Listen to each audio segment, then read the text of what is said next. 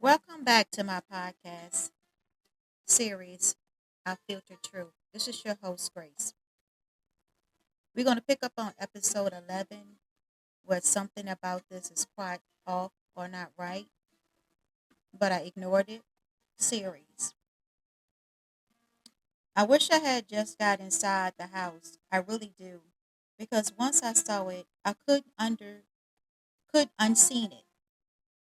I kept staring at the messages, reading them over and over and over, trying to convince myself there was a normal explanation, but there wasn't.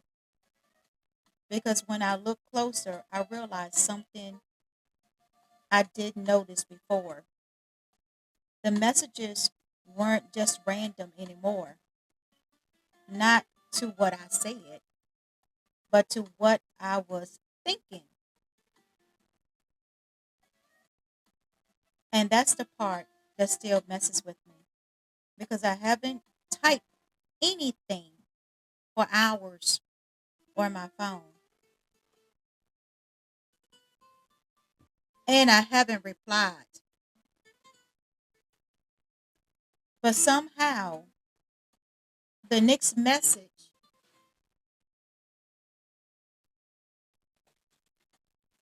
answer a thought I had in my head, contemplating on it for a while. Exactly.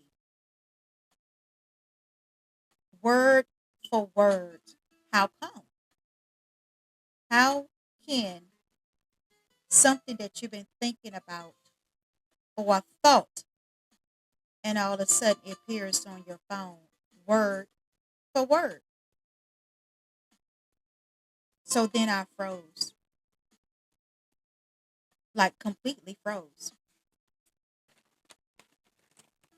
in shock. How? How come? Just how come? How can this be? What type of technology is this? What type of unforeseen forces behind this message, this text on this phone? And how did they get inside my head to even read my thoughts? Because there's no way to explain that. If I tried to explain to someone, they wouldn't believe it unless I actually show it to them. There's just isn't. And in that moment, everything started replaying in my head like a vision, like I'm actually watching a movie screen in real time. The feeling before it even started, the timing, the way it all lined up, like it wasn't just happening, it was planned. And then I thought about them. Were they the ones when they supposed to be miles away? No way to see me, no way to know what I was doing at that exact moment in my driveway.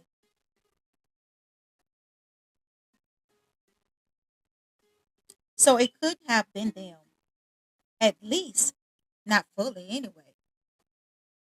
And that's what I'm telling myself, convincing my mind. And I know how that sounds. I really do.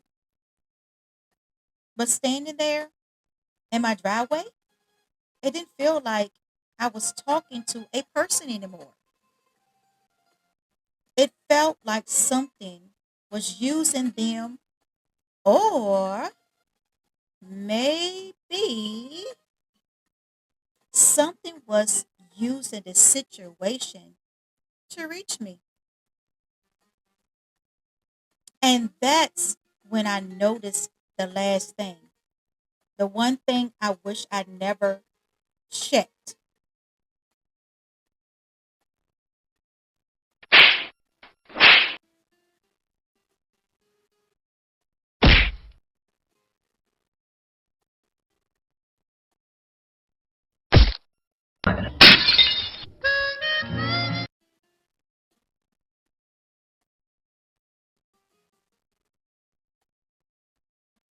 my contact name. That's it. Because it wasn't saved the way I left it. It had changed. I know it has, just slightly, but it was a change. Enough to notice, enough to feel wrong, that is not right. And I didn't remember changing it. I know I did, but there it was, plain as day, different. Like it wasn't really them anymore. And that's when I finally went inside. I didn't stay in the house. I didn't look back. But even now, I still think about it because I never got another message after that one. And when I asked them about it later, they told me they never sent anything. Not that night anyway, and not at that time. They were all doing something different at that time, different places. And I wanted to believe them. Seriously, I wanted to believe them. But in the back of my mind, I still had doubts about them and their whereabouts. I really did, but that doesn't explain what I saw or what I felt or how these messages knew things that I never said out loud, just in my thoughts.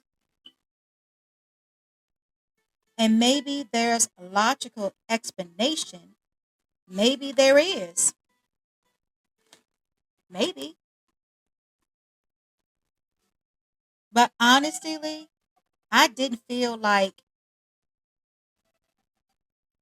one. Really.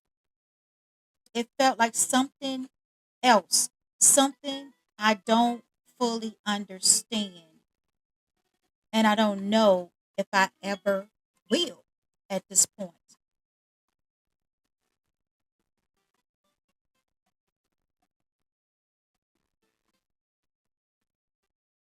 Now I begin to start to notice patterns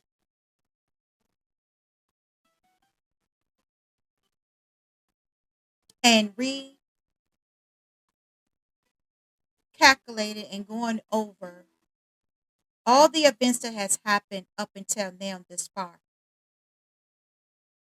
Stay tuned for what I found out next. Thank you for joining our Filter Tree podcast. Peace, love, joy, and much blessings to you.